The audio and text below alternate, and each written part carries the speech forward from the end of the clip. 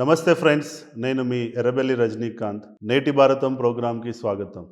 అంటే ఈ మధ్యలో చంద్రబాబు నాయుడు అరెస్ట్ కావడము అన్యాయము, దానివల్లనే ఇవాళ ప్రజలంతా చంద్రబాబు నాయుడు వైపు చూస్తున్నారు.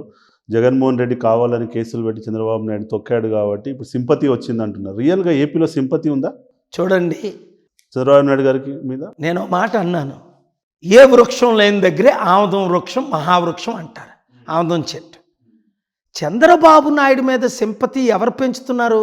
ఈ సోషల్ మీడియాకి, టెలివిజన్ ఛానల్స్ 100,000 కోట్లు ఖర్చు పెట్టి ప్రమోట్ చేస్తున్నారు.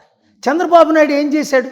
ఆంధ్రప్రదేశ్లో ముఖ్యమంత్రి అవ్వలేదు మొన్నటి వరకు. 2019 నుంచి 2014 నుంచి 19 వరకు చంద్రబాబు నాయుడే ముఖ్యమంత్రి కదా. స్పెషల్ స్టేటస్ తెచ్చాడా చంద్రబాబు నాయుడు?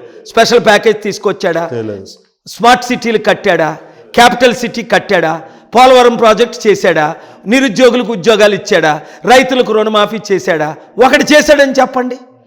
6 లక్షల కోట్లు అప్పు చేశాడు. బినామీ పేరులో డబ్బు సంపాదించుకున్నాడు. కొడుకును ముఖ్యమంత్రి చేయడానికి కష్టపడుతున్నాడు. అంతే అంటారు. ఫ్యాక్టా కాదా? చంద్రబాబు నాయుడుతో నాకు డిబేట్ పెట్టమనండి, ఒక 1 అవర్.